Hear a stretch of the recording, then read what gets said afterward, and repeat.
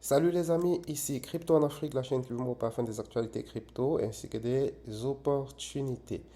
Donc aujourd'hui, on va parler d'un nouveau protocole, un protocole innovant lancé par Coinbase en partenariat avec Cloudflare, qui est une mastodonte dans l'infrastructure cloud. Ok? Donc les développeurs doivent savoir ce que c'est, je ne vais pas entrer dans trop de détails. Euh, alors, le protocole s'appelle le X402. Donc, c'est une nouvelle norme de paiement. C'est un nouveau protocole basé initialement sur le HTTPS traditionnel, qui est le protocole du web, donc du service d'Internet que nous utilisons tous les jours pour aller sur des pages.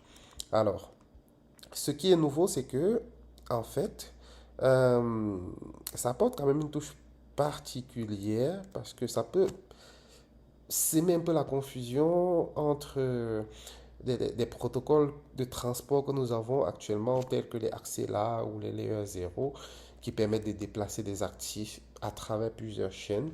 Donc là, le X402, ce n'est pas exactement ça, c'est vraiment un protocole qui est blockchain agnostique. Donc, ça ne dépend pas vraiment d'une blockchain.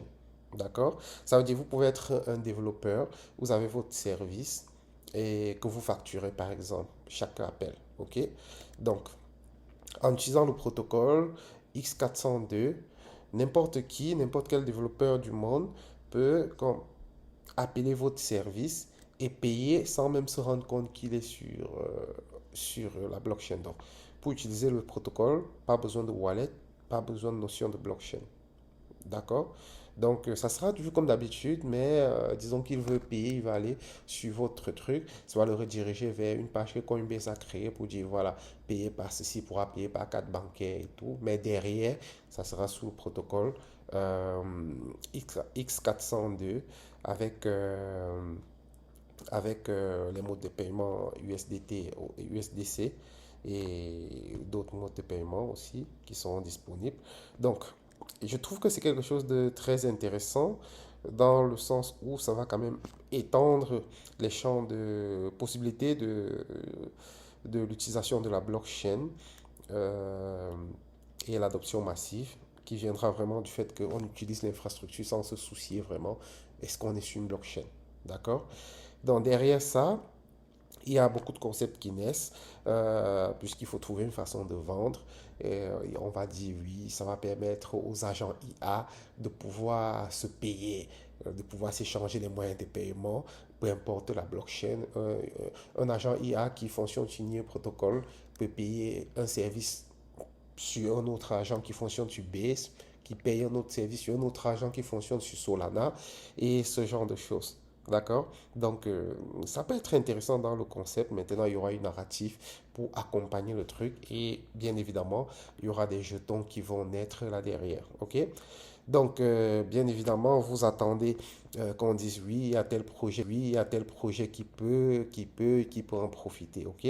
Donc, pour ma part, on va pas tirer de long en large. Pour ma part, des projets qui vont fortement en profiter, ce sont des projets qui font déjà de la machine économie ou encore des agents économie. Donc, pour la machine économie, ce n'est rien d'autre que PIC. OK?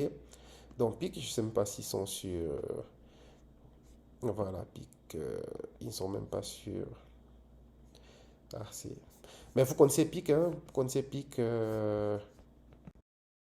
Donc, nous avons PIC qui est au centre de la machine économie, qui pourra largement profiter de cette narrative. Euh, D'un autre côté, nous avons Virtual, qui est le moteur des agents IA sur Base, donc qui pourra fortement également profiter de ce narratif. Et pour les plus dégènes, donc ça c'est pour moi, je- je- voilà, je vous conseille de, conseille de hein, ça c'est pour ceux qui veulent vraiment jouer, ils peuvent aller voir, mais c'est quand même déjà assez monté, qui est vendu comme le premier élément qui a profité de ce narratif. Allez, bye.